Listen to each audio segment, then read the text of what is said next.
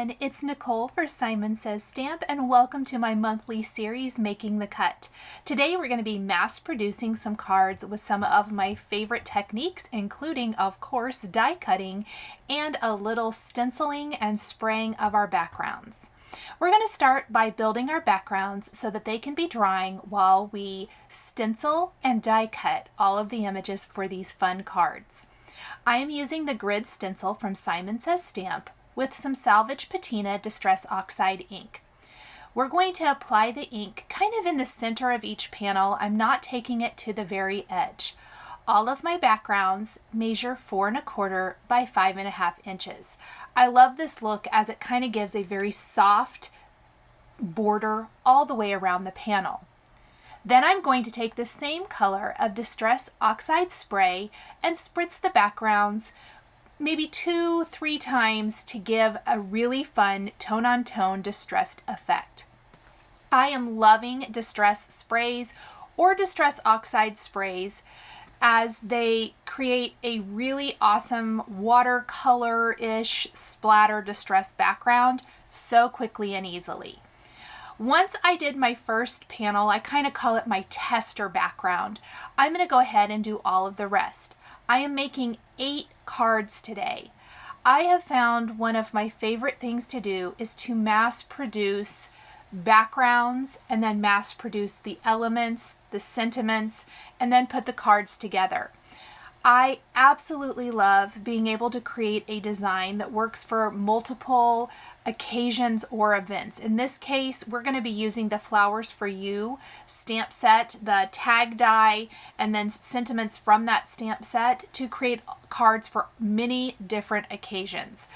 I find that that is so helpful and useful as that way you have cards for multiple occasions at the ready whenever you need them.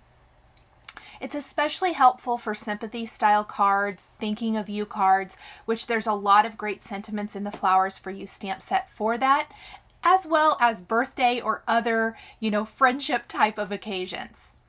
Now that I have all my backgrounds stenciled, I'm going to go ahead and splatter them. Just think this looks so amazing, and I'm going to set all of them aside to completely air dry. They look great with just the stenciling, but that added little bit of splatter is so much fun. I use a plastic box to control my splatter. Next, I did die cut the Orange Blossoms dies from Smooth White cardstock, and I've done this with 8 sets. Sometimes that required more pieces.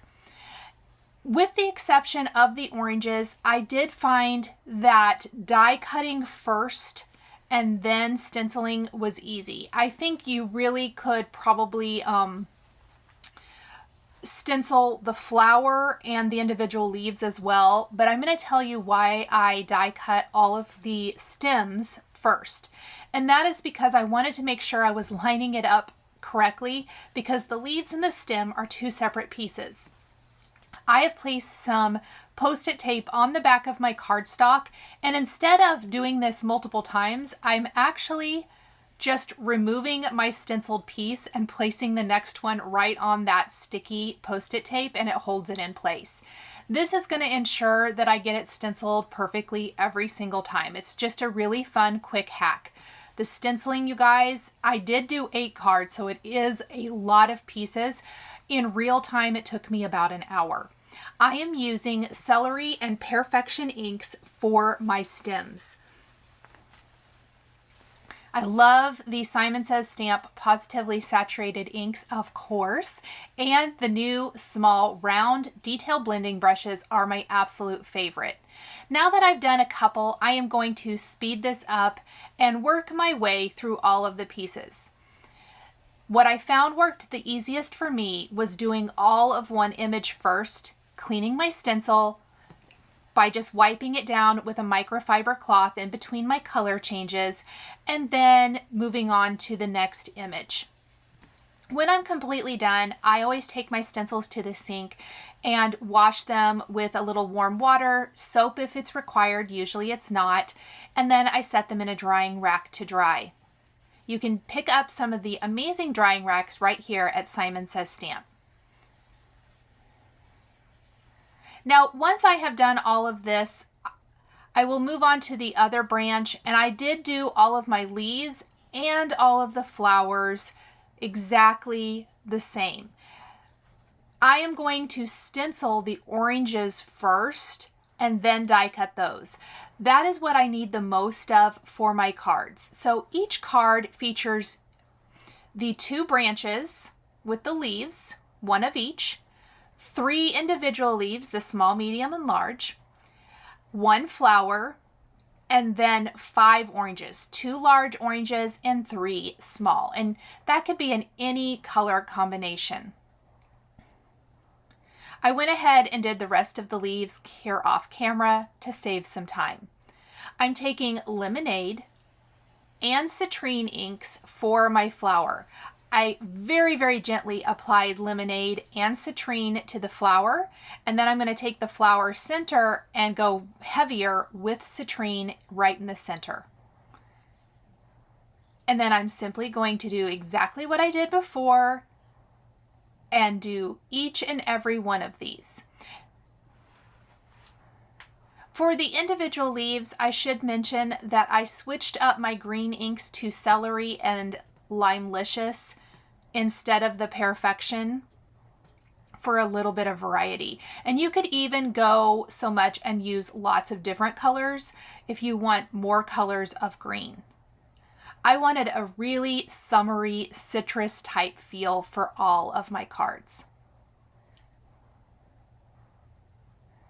I did get a little ink all over my cardstock, but I don't think that that's going to mess up anything. I think I got my finger in some of the green ink or the edge of my stencil.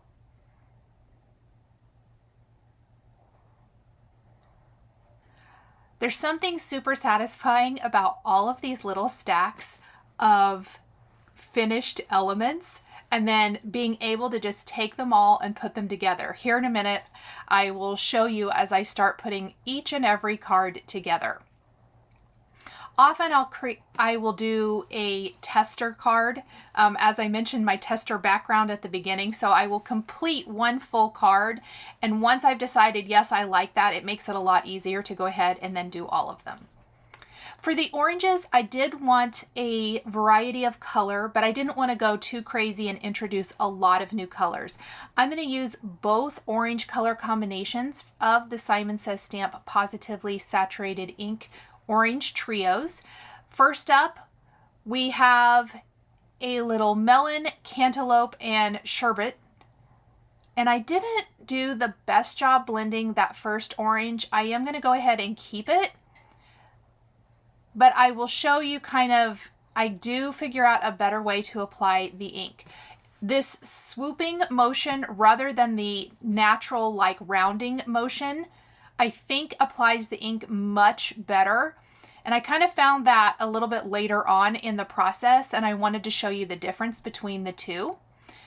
However, the ink will smooth out as it dries, so I'm not too concerned about those first couple of oranges.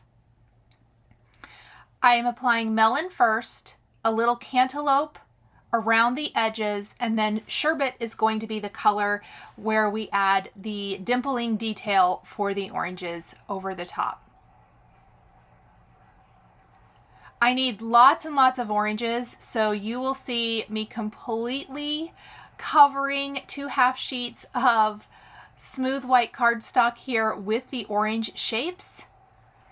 And somehow, even with doing that, I still miscounted and I had to end up stenciling 1 extra small orange when this was completely over, because math is hard, apparently. Oh, I love this orange color combination so much. Now, this is my go-to. Melon, cantaloupe, and sherbet is my go-to, but you guys, the peachy, grapefruit, and mandarin is totally perfect as well, which we're going to move to next, and I'll kind of speed through that one a little bit. I don't I don't kind of gravitate, that's what I want to say, to that one as often, and it really has reminded me to using it for this card that I need to use that a little bit more because it's so incredible. Imagine fall crafting when we start like with pumpkins and things. I think it will be so great for that, as well as the citrus I'm doing here or anything else. It just was a fantastic reminder to kind of get out of my comfort zone and use something that I don't naturally gravitate towards. I'm going to move this first ink color combination out of the way. I kind of showed that out of order, but let's go ahead and do peachy grapefruit and mandarin, and I will have speed this up a lot because it is the exact same thing as before, but I did want to show you the difference between the color. You can kind of see it up there on the screen. I've die cut a couple of them to make sure that I liked the difference in color, and you can really see the difference in those colors there. I did my best to stencil all of these as close together as possible so that there wouldn't be, without overlapping for when I die cut them. And then there are the 2 circle dies that die cut these shapes, and I will go through and die cut all of these. I will do that off camera because it did take a little bit of time, really not that bad, breaking it down into smaller steps, into very kind of the mass producing steps where you do all the backgrounds and then all of the leaves and then all of the oranges, makes this a little bit more palatable, and it makes it go very, very quickly. I did need a few more of that first color combination because I need more of the lighter orange than the darker, so here I am stenciling more of those. We are ready to stamp all of our sentiments. So the flowers for you, I am using the tag die. I am a sucker for amazing tag dies, and I love this one as well as the incredible sentiments from this stamp set. I'm going to mix it up. I did several of the birthday ones, and then I'm going to also use other sentiments. So the other sentiments from this stamp set, and I didn't even use all of them that there are, but the other sentiments that I use today are thinking of you, you're in my thoughts, and feel soon better, plus the enjoy your birthday. And they are all perfectly sized to fit on this tag. It has a great little hole in it, and it's just perfect. It is the perfect way to add a sentiment. We will be tying the tag to our bundle of citrus fruit and leaves for something a little bit different today. I really do love like a bundle of flowers with a little tag and sentiment tied to it, or in this case, the bundle of fruit with the little tag tied to it. And it's a really fun, kind of unique and different way to add your greeting to your card. I am using VersaFine Onyx Black ink for all of my tags. And I did live on the edge and use acrylic blocks to add my sentiments instead of the Misty. I do not do that very often, but it worked out perfect here.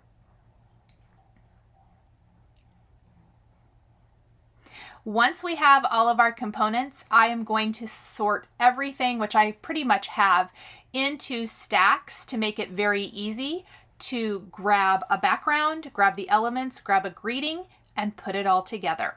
And then we will add all of the embellishments at the end. Starting with this first grouping of leaves, I am going to grab a small piece of twine. You could use crochet thread, just something thin is kind of what I find I like the best. Even some hemp twine I think would work great. I do kind of need to move my little stacks a bit, and I am going to speed this up, but I am tying the tag to that leaf. Now, something I think would be fun, maybe you don't want to do citrus, maybe you want to do some flowers. You could totally use some flowers with these leaves instead and create something super similar. Then I am placing my 2 stems together with that, as well as 1 large orange, and I'm going to flip the whole thing over and place some nice big foam adhesive squares on the back. We're going to be popping this up on our background. I'm also going to put some smaller square foam adhesive squares here and there. Look at that background, you guys. Isn't that fun? Imagine doing this in all kinds of different colors for any kind of card. And then we're simply going to keep building this great little arrangement. And I am popping up everything with foam adhesive. So there's a couple of individual leaves, and then we're going to move down and do 2 oranges kind of down in that lower left corner. So it's all very diagonal as far as arrangement goes. When I first lay out the leaves and the tag, that's kind of top left to bottom right, and then the oranges go just in the opposite direction. And I'm going to continue to do this for each and every background. I will do a few more here on camera. I always started with threading the twine through that leaf bundle and the tag first, then placing the other leaf through the back, kind of through that twine to hold it in place, and then placing foam adhesive on the back of the whole thing,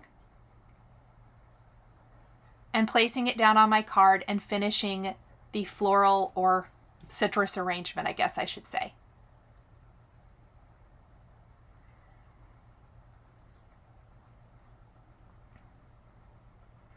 And I am going to do this for all 8 cards.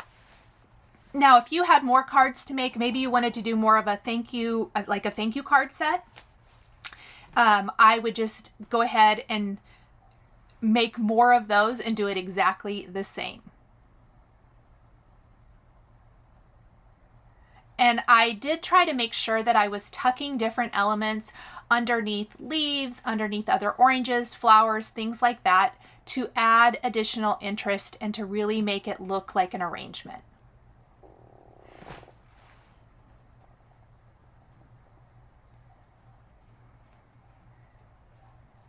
I think that this happy card would definitely make anyone feel better soon. What do you guys think? And again, that splatter on the background just does it for me. I think it's so pretty. You could do this in any of your favorite distress colors, with either distress inks or distress oxides like I used today. Now this tag, I accidentally have it sticking off of the card a little bit, which I don't want, so I will kind of need to fix that. I tried to do them all exactly the same, but there's some few differences here and there. Now, once I have everything in place, I am going to add a little scattering of Pretty Pink Posh creamsicle pearls, just scattered throughout to reinforce that orange theme. Fun little embellishment. We're going to add a hint of mint, little green heart to the tag. I felt like there was plenty of room on the tag to add a little embellishment, and we will add crystal lacquer to the center of the little orange blossom flower. You could also use glossy accents or Nuvo crystal drops if you prefer. I'm adding little dabs of glue all throughout the card. And I have both of my embellishments in my favorite Simon Says Stamp triangle trays, which make it perfect for holding those small embellishments and applying them to your project. So I always start by adding the little dabs of glue, and then I'm taking my embellishment wand, picking up my embellishments, and simply popping them in place. I'm going to set all of these aside to completely air dry. The crystal lacquer will take a little bit to dry before gluing each of these down to a white top fold card base from Simon Says Stamp. They are my absolute favorite.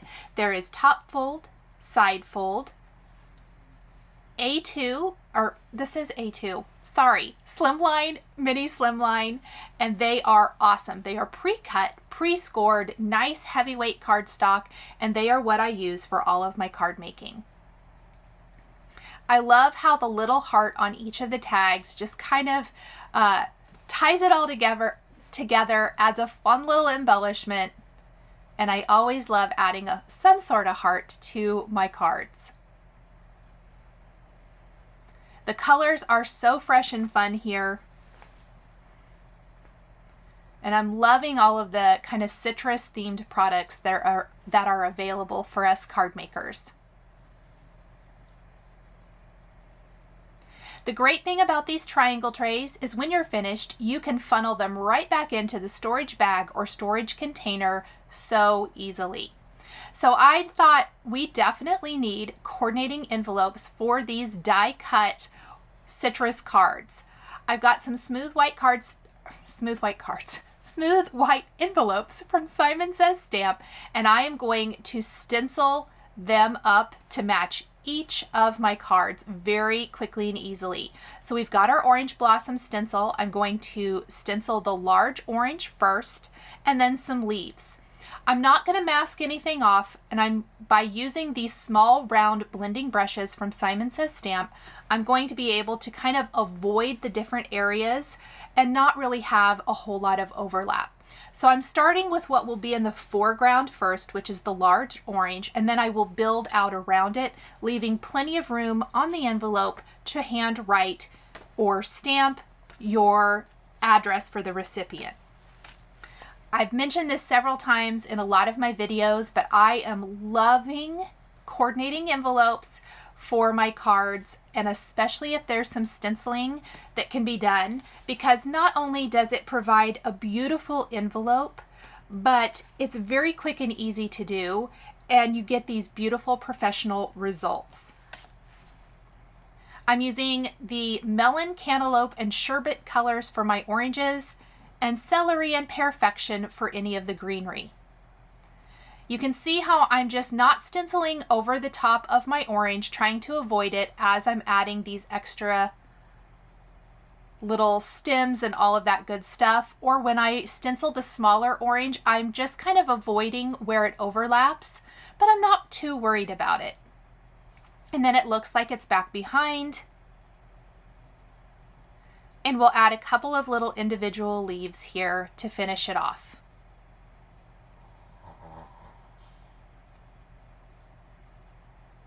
And that is it. Thank you guys so much for joining me today for the July 2022 edition of Making the Cut here at Simon Says Stamp. The supplies I used for today's card are listed and linked below the video here on YouTube for your convenience. Please be sure to visit the Simon Says Stamp blog for more information on this project. Thank you so much, and we'll see you again next time.